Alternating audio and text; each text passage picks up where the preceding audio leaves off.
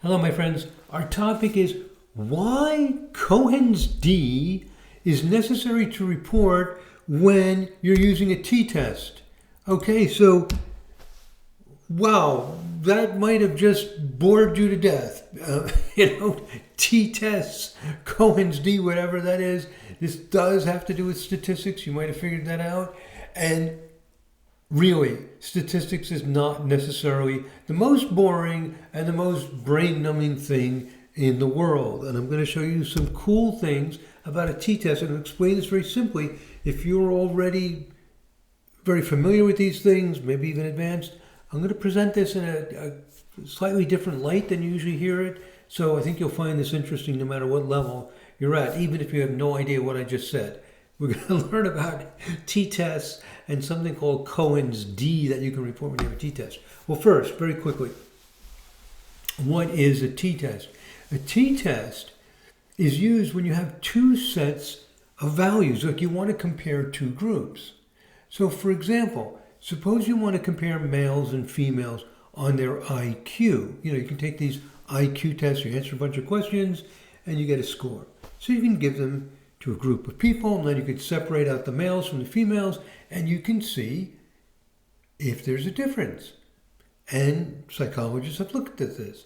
And in general, usually what they find is there's no difference.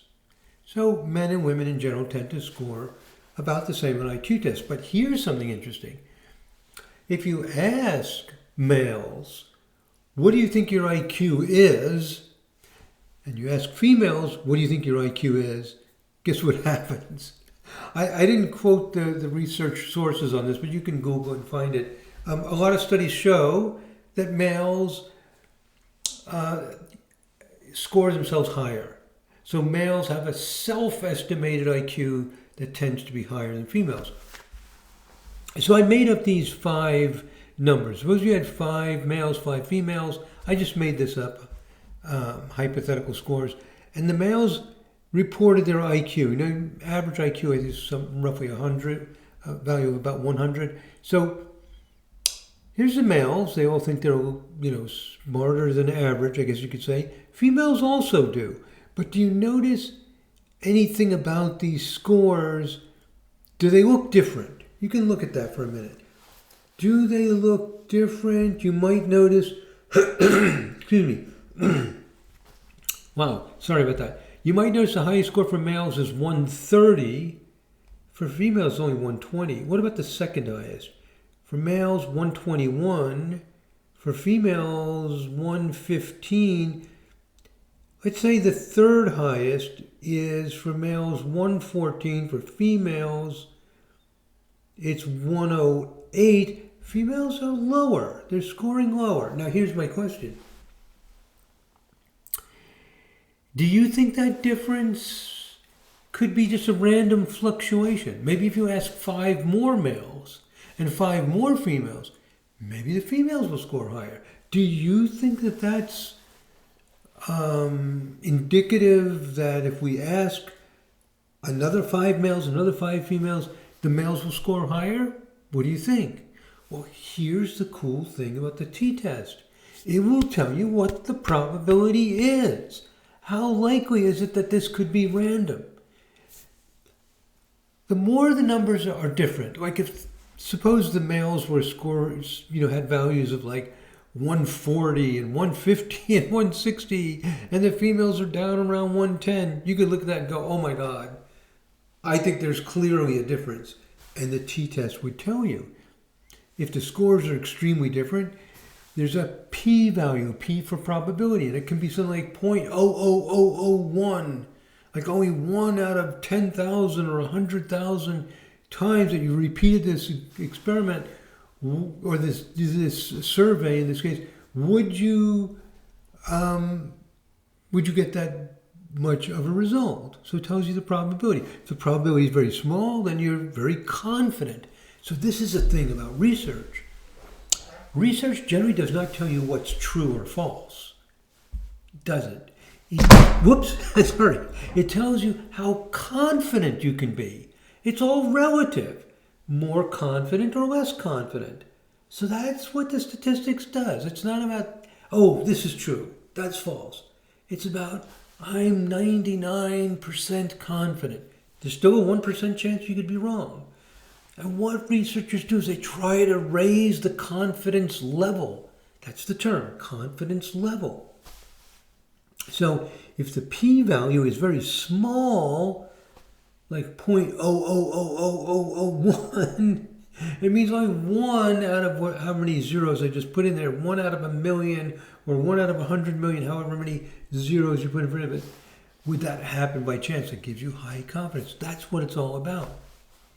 Okay, well, if you run the t-test on this, what you will see is that there's a 30% chance. I put it here in the highlighted yellow.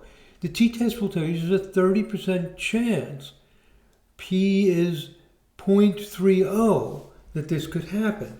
So it means, we're 70% confident that this is true. There's a 30% chance it's just random. It's not true. So we have 70%. 100 minus 30 is 70% confidence. Well, that's not tremendously confident, but it is better than 50%. So we have a little bit of confidence that males think their IQ is higher than females, even though it isn't. So that's kind of interesting. And these are the fun things you can do with statistical tests. So the t-test is used in certain situations. I'll explain in the next slides what those situations are. And by the way, before I proceed, there are 3 kinds of t-tests. There's what's called a one sample, a paired, and an unpaired t-test. These go under different names. That's some of the names for them. And what I'm discussing here is the unpaired t-test. So the unpaired t-test, I'm sure it's the most common. It's the one you see people talk about all the time. The others are, used sometimes as well. But the unpaired t-test means I have 2 sets of scores. Like suppose you have the height of children in a classroom, or the height of adults, or whatever. And you can divide them into males and females. You could divide them into other kinds of groups.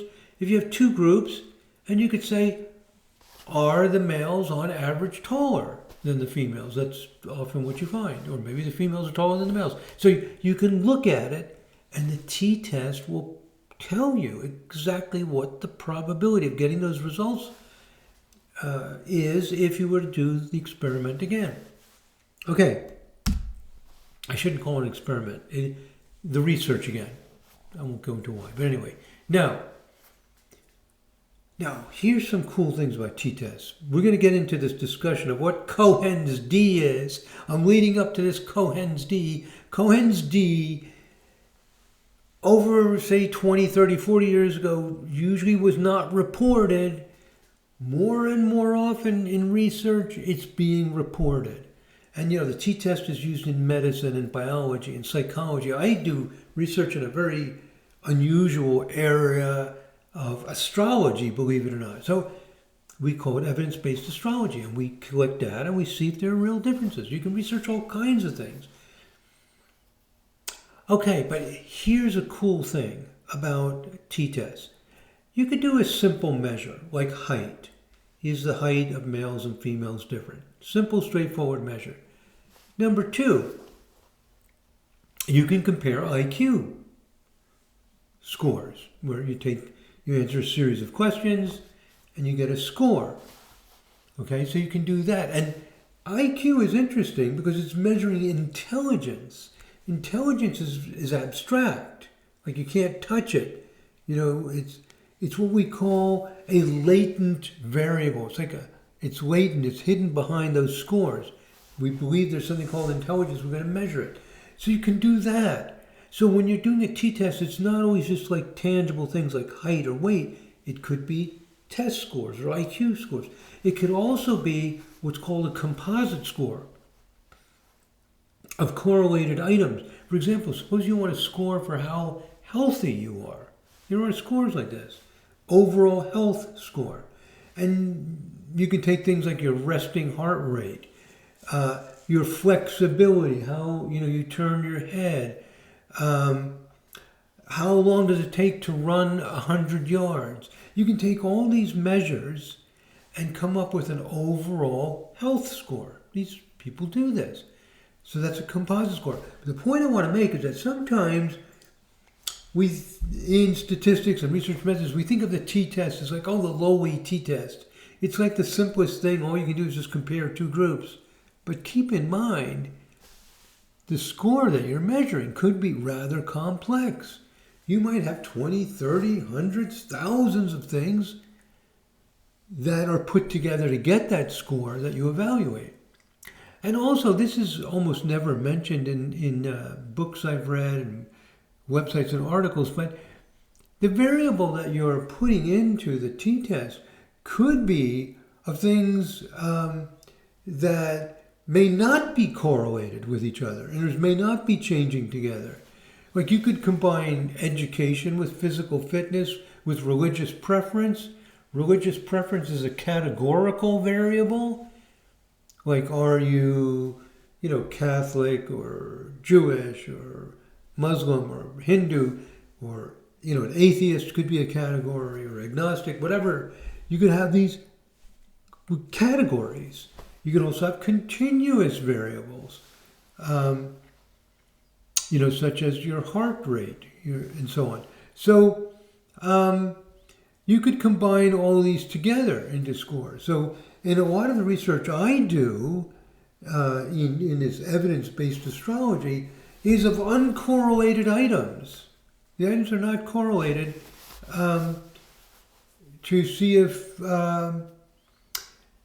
we call it predict, if they are associated with some particular behavior. One of our most successful ones is bipolar disorder. So anyway, there are these different kinds of things. I want to mention this because up at the top in this blue font, I say one cool thing about t-tests is this, and then again, I conclude again at the bottom here in this blue font, therefore t-tests can evaluate something that is complex. So a little more respect for our t-test. You can do analyze some sophisticated things because those scores could be combinations of things. I just wanted to mention that. Now, we have reviewed some essentials about t-tests. Now let's learn a few more things to get us ready to learn why this thing called Cohen's d should always be reported when a t-test is used. Now, the word always, I'm sure there are some exceptions, but you get the idea. In general, you should report Cohen's d with your research. And more often this is true. This is a big movement in fields like psychology, medicine, to report that Cohen's d when you're doing a t-test. So, here's the critical thing. There are two things that are typically important to report. The p-value and Cohen's d. Got it? P-value. What does P stand for? Probability. That's the probability that you would get these results if you did the research again. What is the probability?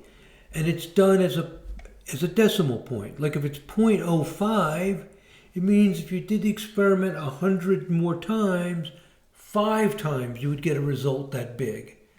5 out of 100, or there's 1 out of 20, well, that's pretty unlikely. So that's giving you fairly good confidence that you found something. But maybe you didn't. 1 out of 20 chance, it was just random. Again, it's all about confidence. What if you get 0.01? Well, whoa, that's 5 times better. 1 out of 100, that's pretty darn. What if you get 0.001, 1 out of 1,000? You get the idea.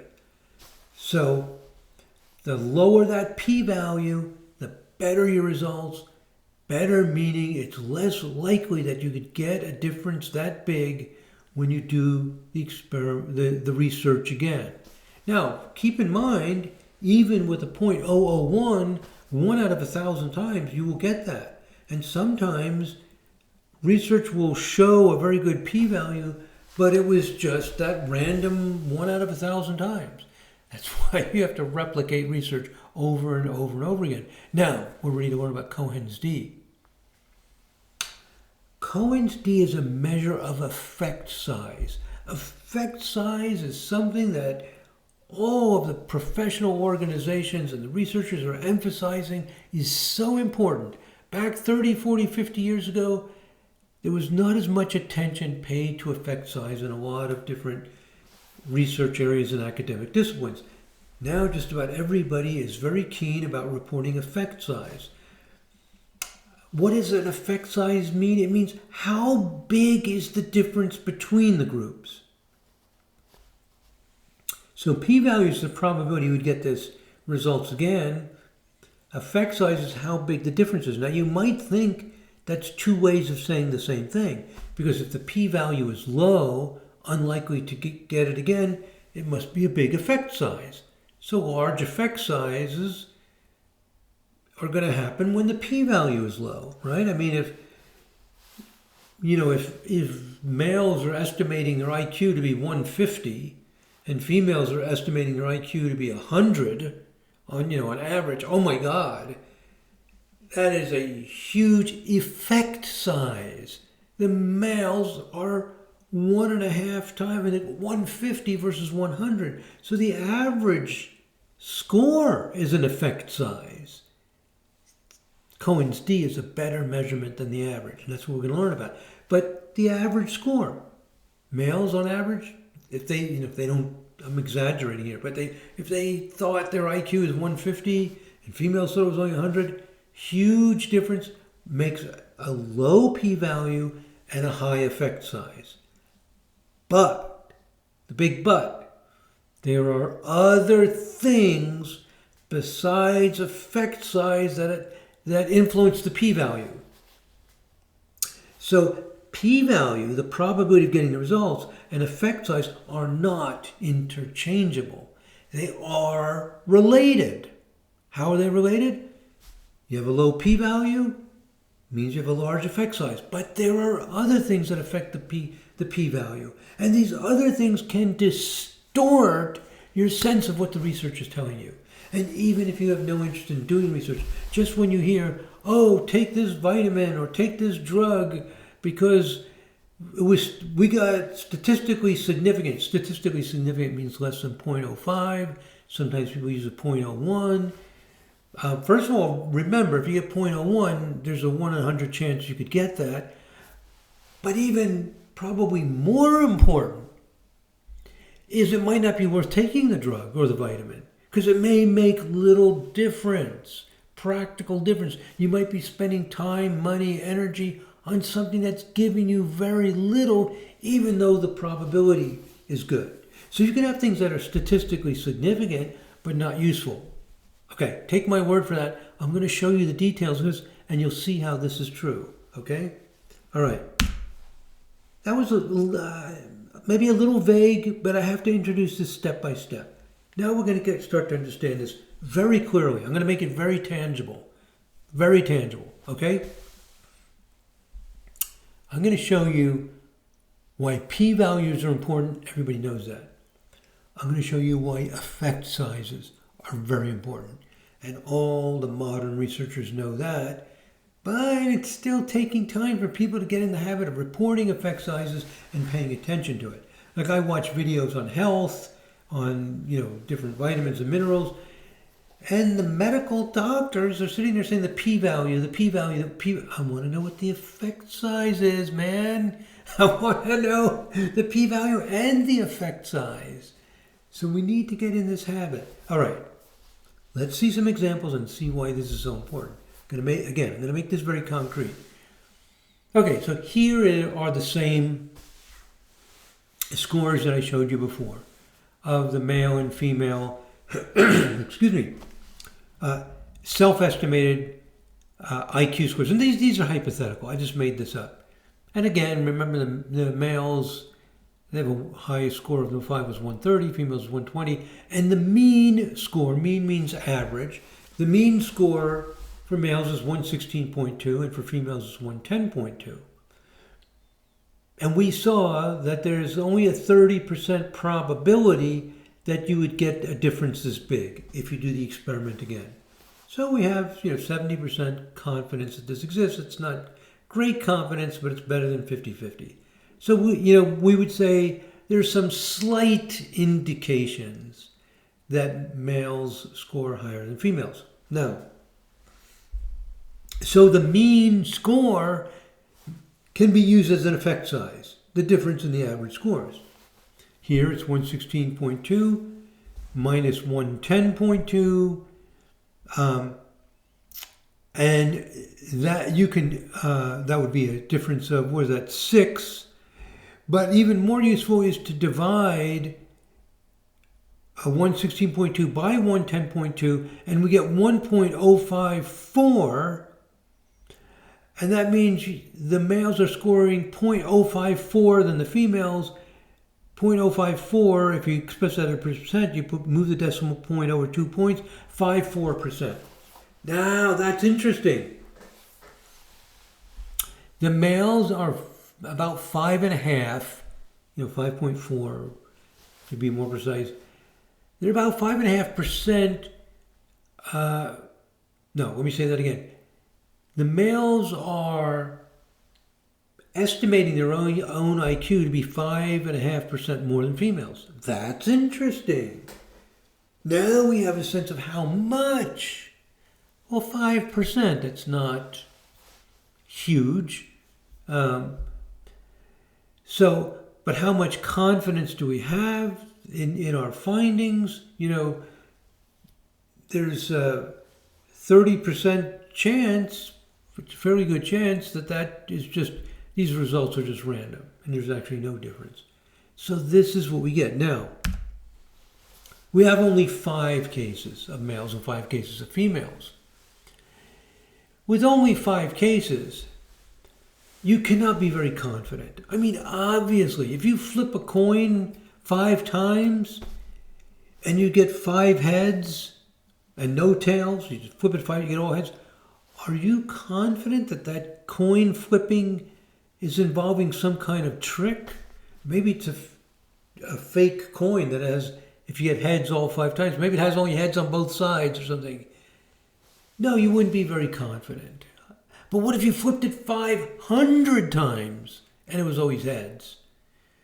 You now are thinking, hey, something, there's some kind of trickery going on here. You're never going to flip a coin 500 times and always get heads. So just intuitively, you already know this. You already know that if you flip a coin 500 times, you'll get what we call less variability.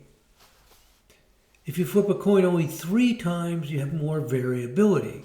And you'll have more confidence in your results with more flips. The more data you gather, the more confident you are. It's common sense. So you know what this means? Let's say that you're comparing the height of 2 different groups of people, maybe from 2 different countries. And you see that you gather, let's say, 50 people. You do 50 in one country, 50 in another. And there's only about a ½ difference. 1 centimeter, roughly, if you're used to thinking centimeters. Just like a little difference. If you do 100 and there's a ½ difference, well, that might just be a random fluctuation. But what if you do 100,000 and there's still a ½ difference? Now you're thinking, okay, the people in this country are very slightly taller than the people in the other country. The only way you're going to detect this slight difference in height is by having a huge amount of data. If you have a huge amount of data, you get a better p-value. More data produces better p-values if there really is a difference. If the people in one country are a ½ taller than the people in another country, you cannot detect that with 10 or 20 or 30. But with many, many thousands or hundreds of thousands, you can gain high confidence that they really are a ½ taller. And again, as I said before, in research, we never know anything. You might say, well, David, you don't really know that. Well, you're right. I don't really know that. If you want to know things, don't do research. There's other fields you can study. Mathematics has a more pure way of what they call proofs. They prove things, given certain assumptions. In these scientific endeavors, there's no proof. There's only just confidence. But if you're 99% confident about something, that's a lot better than 50-50. So you want to get more and more confident. Bottom line, more data allows you to get lower p-values with the same effect size. If you collect 20 or 30 people and in one country they're a half-inch taller, the effect size is a half-inch. Effect size means how different are they? They're a half-inch taller in one country. That does not change. Let's assume it didn't change when you do 1 million people in each country. The probability gets better, but the effect size is small. It means that if you have a lot of data and you see a small difference, what have you concluded? Very simple. You have high confidence that there's a small difference between the people. You're very confident that the people in this country are a half-inch taller. So with a lot of data, you can have low p-values, meaning you're very confident the result is there, and you can detect small effect sizes. Very often in research, we want to know what the effect size is. Like, is it worth it to do this? Like if you have a weight loss program, how much weight am I going to lose? 1 pound over 1 month? Maybe it's not worth the effort. Effect size means how much difference did I get?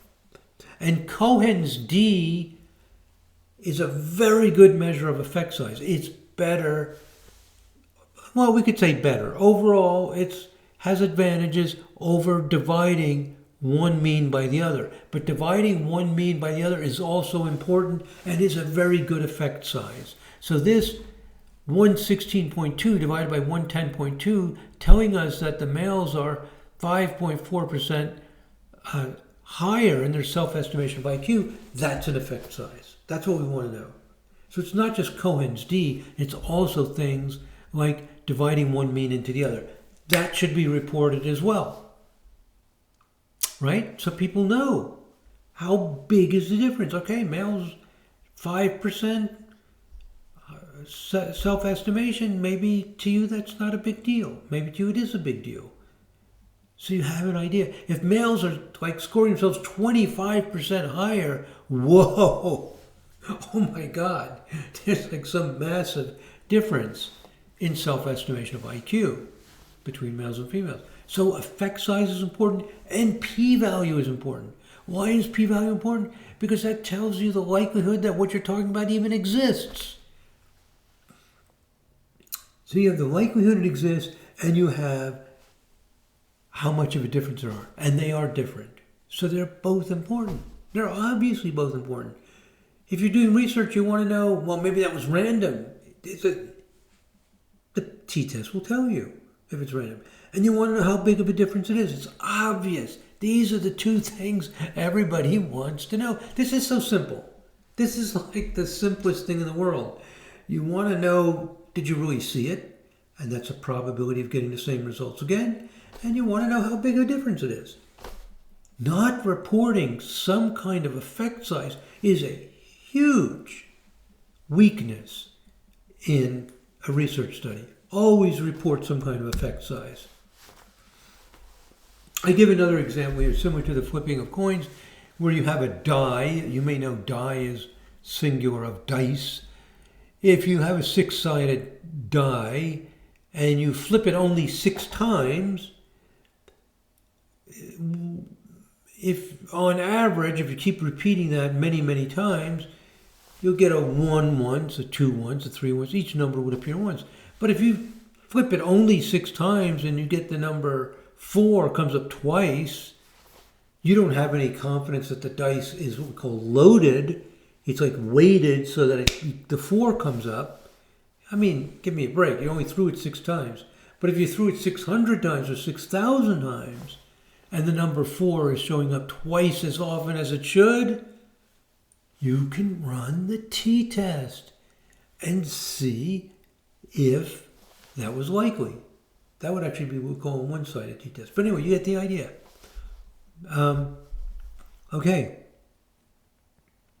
So more, I have in highlight here on the right side, more data increases our ability to detect a difference in scores of 2 groups. If you want to learn some fancy statistics jargon, we say that when n is larger, the power of the test is greater. Whoa, now you can impress your friends. And this language is, I'm joking around, it's not only good for impressing people, it's actually very useful because it gives us a way to talk about it. N means the sample size. How many times did you try it? And power of a test means the ability of the test to detect the difference. If you get the height of 6,000 people in one country and 6,000 people in another country, that gives you much better ability to detect the difference in height than if you only gather 10 or 20.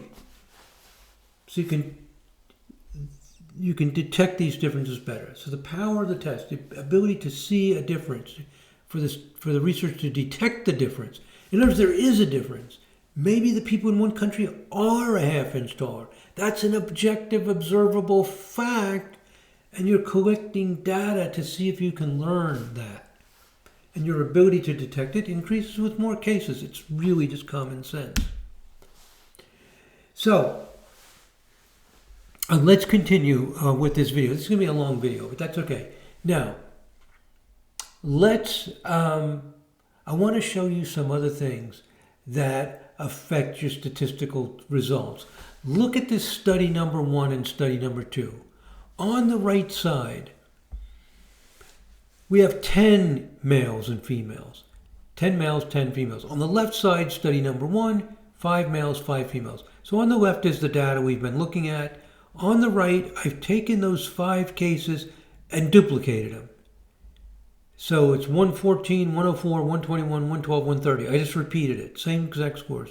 114, 104, 121, 112, 130. So I just repeated the scores again, because these are hypothetical scores. So shown above are hypothetical scores for 2 different studies. In one study, there's N, means the number of cases, is 5. In study number 1 and study number 2, there's twice as many cases, 10. So the second study has twice as many people.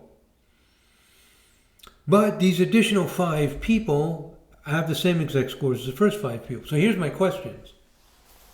My question, do you think the probability of these scores, the p-value, will the p-value be the same?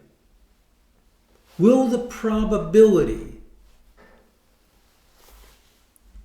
that the men are scoring higher than the women, 4 points higher than the women, is our confidence higher with 10, which means is the p-value lower? Is the probability that this is random lower or the same with the second group? You can pause this if you want to think about it some more. Click on pause, okay? Think about it. Here's the answer. It's good to think about it. Pause it, think about it. Okay, here we go. The p-value will be less for the second group. That's what I just explained. That's exactly what I was saying. More data gives more confidence, means a lower p-value.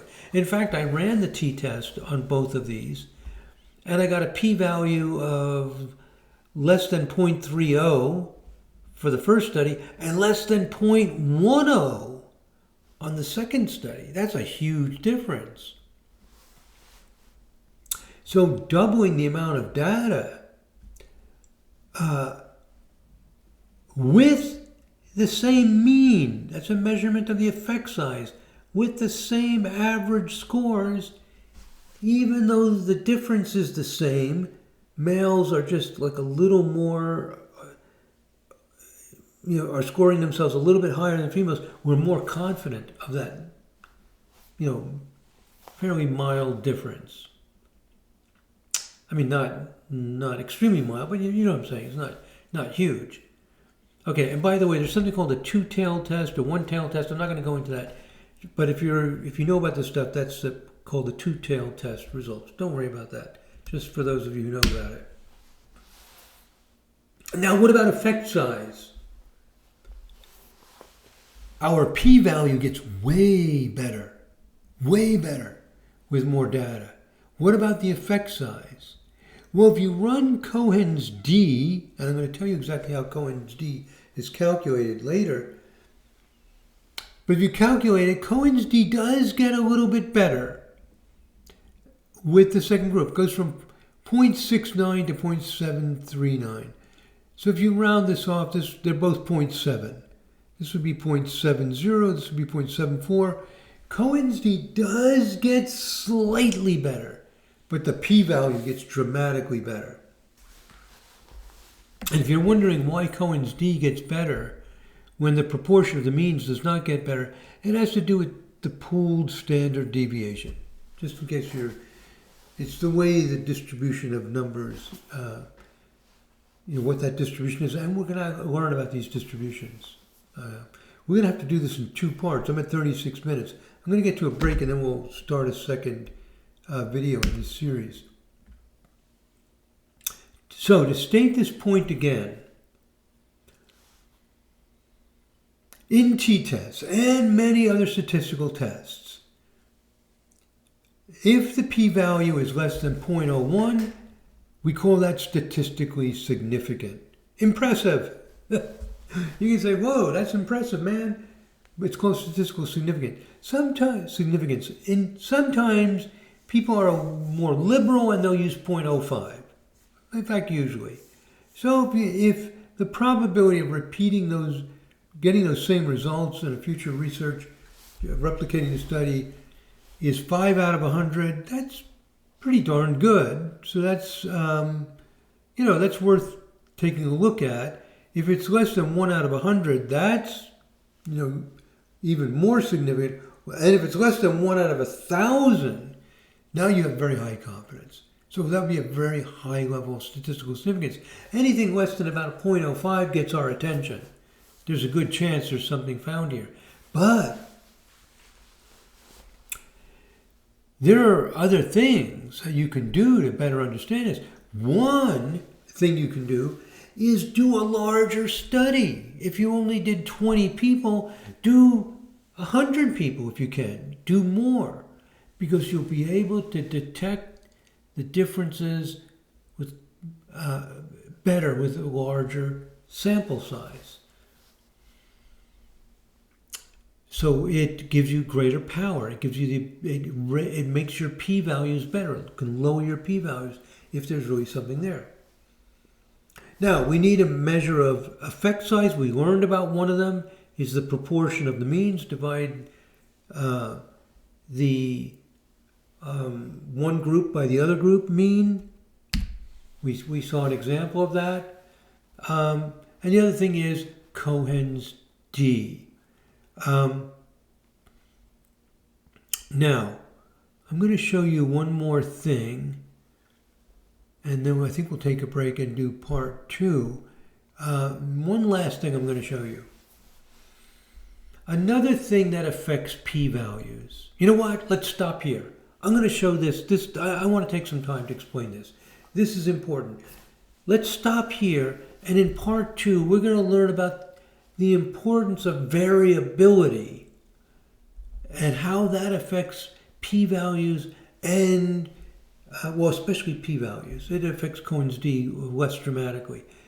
But it's very, very important. Okay, let's learn a few more things in the part 2. I'm at almost 40 minutes now. Let's stop here and we'll continue to learn about what something like a t-test actually tells us and how to look at the results.